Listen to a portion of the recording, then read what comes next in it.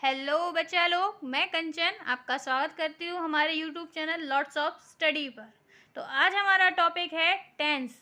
Tense होता क्या है? तो ये बेसिक स्ट्रक्चर होता है इंग्लिश का। इंग्लिश में किस तरह टेंस बनना चाहिए वो सारा जो स्ट्रक्चर हम देखते हैं वो इसी के हिसाब से बनता है। देखिए, पहले तो मैं कुछ इसकी फैक्ट बता देती हूँ।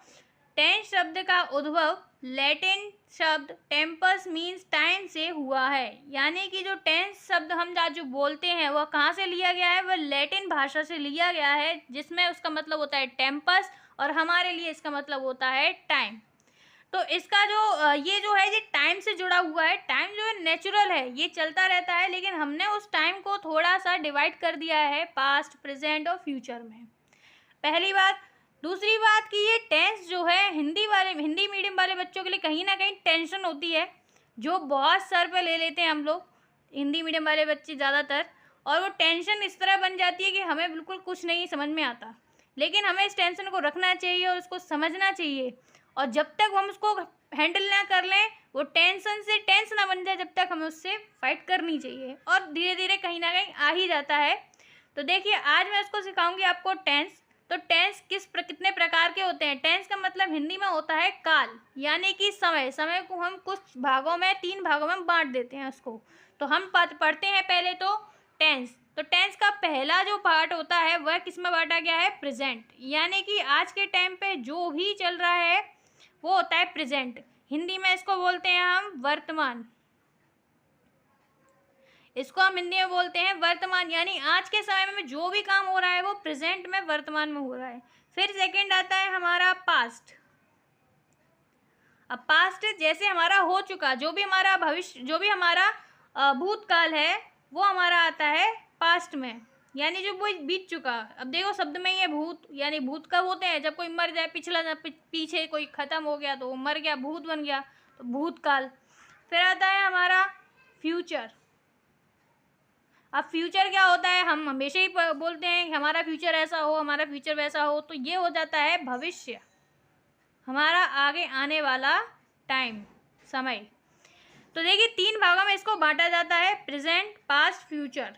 अब इसको मैं धीरे धीरे सब चीज़ें डिफाइन करूंगी, किस तरह ऐसे टेंस बनते हैं, इनके और पार्टों में बांटा जाता है। तो देखिए, ये फैमिली बहुत बड़ी होती है, इस फैमिली को हम पढ़ेंगे धीरे धीरे, हर फैमिली को जानेंगे।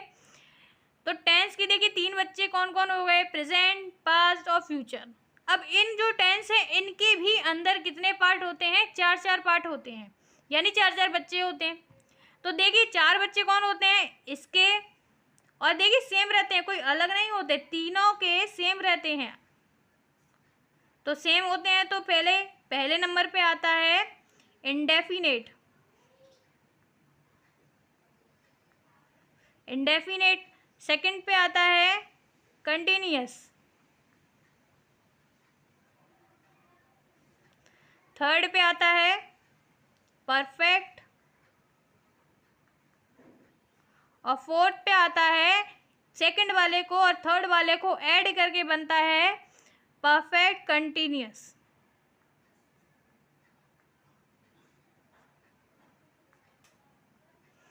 तो देखिए, ये 4 टाइप के होते हैं हमारे टेंस। पहले तो हमने जाना टेंस होते हैं 3 प्रकार के, प्रेजेंट, पार्ट, फ्यूचर। उनके भी 4 पार्ट होते हैं, indefinite, continuous, perfect, perfect continuous. इनके भी अलग अलग रूल हैं। इंडेफिनेट जो कि हमने काम किया, अभी फिलहाल जो कर रहे, अभी हमने जो काम किया है उसको ता में जोड़ते हैं, तो वो होते हैं इंडेफिनेट। और जो काम जारी है, अभी भी लगातार चल रहा है हमारा काम, तो वो होता है कंटिन्यूअस। कंटिन्यूअस का मतलब कि लगातार जारी रहना। और परफेक्ट में जो काम लगभग अभी हुआ ही है, तो उसको बोलते हैं परफेक्ट। और परफेक्ट कंटिन्यूअस जो होता है, ये दोनों को मिक्स करके बनाया जाता है, लेकिन उसमें बस टाइमिंग ऐड हो जाती है।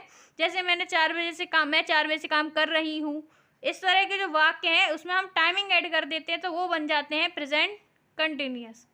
देखिए, पहले तो हम समझेंगे इनकी पहचान कैसे होती है। तो पहचान कुछ इस तरह होती है कि जैसे हमने इंडेफिनेट में बोला, अब हम पहले टेंस ले लेते हैं प्रेजेंट, इंडेफिनेट। देखिए, तीनों के एक एक पार्ट करके लेते जाएंगे हम। तो पहले मैंने पार्ट लिया प्रेजेंट। प्रेजेंट वाले जो शब्द होते हैं उनको पहचानते कैसे हैं? तो देखिए, पहले तो हम प्रेजेंट को पहचानते कैसे हैं। तो प्रेजेंट को पहचानने का सबसे बेसिक जो रूल होता है वो होता है लास्ट में है, हो कुछ हा से रिलेटेड वर्ड आने चाहिए, जैसे मैं काम करती हूँ, मैं काम कर रही हूँ। तो इस तरह का लास्ट में जो है से वर्ड आते हैं वो प्रेजेंट में होते हैं। वहीं सेकंड पास्ट, तो पास्ट कैसे पहचानेंगे? तो पास्ट में जो होता है, पास्ट में था वाले वर्ड आते हैं, था, थी। अब था थी कैसे कि मैं काम कर रही थी, कर रहा था, कुछ इस तरह के वर्ड आते हैं। फिर आता है हमारा फ्यूचर। तो फ्यूचर जो होता है वो हमारा फ्यूचर में क्या होता है, गा, गी, गे, कुछ इस तरह के वर्ड आते हैं जिसमें मैं बोलती हूँ मैं काम करूँगी या मैं काम करूँगा, कुछ इस तरह के वर्ड जहाँ लास्ट में हम गा, गी का यूज़ करते हैं। तो ये तीनों को जो थोड़ा पहचानने की रूल होता है इसका, कुछ ये रूल होता है। और भी चीज़ें इसमें ऐड होती हैं, मैं धीरे धीरे उसको आपको समझाती जाऊँगी। अभी तक हमने जो समझा वो मैंने ऊपर से आपको समझाया। टेंस के 3 प्रकार, उनके भी जो 4 प्रकार। अब देखिए हमने पूरी फैमिली बनाई, अब इसके अंदर और फैमिली है, जैसे इन चारों जो पार्ट हैं इनके भी कुछ पार्ट होते हैं, तो मैं उनको भी क्लियरफाई कर देती हूँ आपको। तो हमने पढ़ा, और अब हम बताएंगे कि इनके भी चारों के और टाइप होते हैं, 4 प्रकार के इनके अंदर और हम पढ़ेंगे, और वो चारों में कॉमन होते हैं, अलग नहीं होते। तो पहला है हमारा इसका अफर्मेटिव। अफर्मेटिव मतलब साधारण वाक्य। दूसरा होता है निगेटिव, निगेटिव मीन्स नकारात्मक। फिर आता है हमारा इंटेरोगेटिव, इंटेरोगेटिव मीन्स प्रश्नवाचक। फोर्थ आता है हमारा दूसरा, और तीसरा दोनों को मिला के क्या आता है, निगेटिव प्लस इंटेरोगेटिव। इन दोनों को ऐड करके जो चौथा बनता है वो इन दोनों को ऐड करके बनाया जाता है। तो ये जो 4 पॉइंट होते हैं वो इन चारों में कॉमन होते हैं। अब मैं आपको इनको बारी बारी से डिफाइन करती जाती हूँ। तो पहला मैंने टेंस लिया प्रेजेंट इंडेफिनेट टेंस। तो पहले मैं ये टेंस समझाती हूँ आपको। तो देखिए सबसे पहले तो इसको पहचानने के लिए मुझे पहचान समझनी पड़ेगी, इसकी पहचान होती क्या है, टेंस कैसे पहचानेंगे। तो देखिए ये पहचानने के लिए जो लास्ट में होता है वो ता है, ती है, ते हैं, कुछ इस तरह के वर्ड आते हैं। तो जो लास्ट में जब ये वर्ड आते हैं तो हम समझ जाते हैं टेंस किसका होगा, प्रेजेंट इंडेफिनेट का होगा। अब हमने इसको पहचान तो लिया, लेकिन अब इसको बनाए कैसे, इसका फॉर्मेट क्या होना चाहिए, इसको तरीके से कैसे बनाना चाहिए। तो देखिए मैंने बोला हर किसी के 4 टाइप होते हैं। तो पहला टाइप क्या होता है, अफर्मेटिव। तो पहले मैं समझती हूँ अफर्मेटिव क्या होता है। तो अफर्मेटिव को मैंने बताया क्या होता है, साधारण वाक्य। तो साधारण वाक्य कैसे होते हैं, जिसमें हम सिंपली बात करें, मैं काम करूँगी, मैं काम करती हूँ, मैं काम करती हूँ, मैं काम करता हूँ, कुछ इस तरह का सिंपली हम हाँ में जवाब देते हैं और सिंपल सा वाक्य होता है। तो इसका रूल क्या होता है बनाने का। तो देखिए रूल होता है इसका कुछ इस तरह कि पहले आता है हमारा सब्जेक्ट,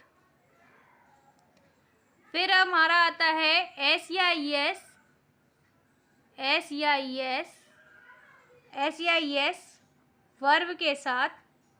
फिर इसमें आता है हमारा ऑब्जेक्ट यानी बचा कुचा जो भी हमारा हो। तो देखिए अब मैंने इसका रूल तो लिख दिया, अब बनाएंगे कैसे, एग्जाम्पल भी पता होना चाहिए इसके लिए। तो देखिए एग्जाम्पल मैं एक देती हूँ आपको इसका, जैसे पहला है वह खेलता है। तो देखिए पहले मैंने पहचाना ये किस चीज़ का सेंटेंस है, तो मैंने देखा ता है, लास्ट में क्या आया, ता है। ता है किसकी पहचान होती है, मैंने बताया था प्रेजेंट इंडेफिनेट की पहचान होती है। तो इस टेंस को बनाने के लिए हमें यही फॉर्मेट यूज़ करना पड़ेगा। तो पहले आता है सब्जेक्ट। सब्जेक्ट कौन होता है, जिसके बारे में हम बात कर रहे हैं, किसके बारे में बात कर रहे हैं, वह कौन है, लड़का है या लड़की है। तो हमने देखा इसमें क्या है, लड़का है। तो लड़के के लिए हमेशा हम क्या लगाते हैं, ही। तो ही लगाया, सब्जेक्ट आ गया। अब हमारा ऐसे ये आ गया किसके साथ, वर्ब के साथ। वो कर क्या रहा है, वर्ब में क्रिया यानी काम, वो क्या काम कर रहा है, खेल रहा है। तो खेलने के लिए हम क्या लगाते हैं हमेशा, प्ले। अब उसने बोला उसके साथ क्या लगना चाहिए, एस या ई एस। तो ES जो है वो ज़्यादातर लास्ट में Y होने पर लगता है, इसीलिए इसके साथ हमेशा क्या लगेगा, S। तो हमारा हो जाता है ही प्लेस। तो इस तरह हमारा सेंटेंस हो जाता है। यही हमारा सिंपल सेंटेंस बनाने का तरीका है। बाकी मैं कल आपको इसका और आगे पढ़ाऊँगी। धीरे धीरे मैं आपको हर चीज़ इसको डिफ़ाइन करूँगी किस तरह बनाई जाती है। हर पार्ट में आप देखना ज़रूर किस तरह ये फॉर्मेट बनाया जाता है। जिस तरह धीरे धीरे आपको टेंस जैसे जैसे समझ में आ जाएगा, वो टेंशन से टेंस ही बन जाएगा। बस हमको थोड़ा सा फाइट करने की ज़रूरत है, इन चीज़ों से थोड़ा सा समझने की ज़रूरत है। तो आज का अगर आपको अच्छा लगा हो तो मेरे चैनल को सब्सक्राइब करें, अच्छा लगा लाइक करें और ज़्यादा से ज़्यादा अपने दोस्तों को शेयर करें, जिससे वह भी इस टॉपिक को समझें। और अगर कुछ और पूछना हो तो कमेंट में मुझे बोल सकते हैं, मैं ज़रूर रिप्लाई करूँगी। और आज के लिए धन्यवाद।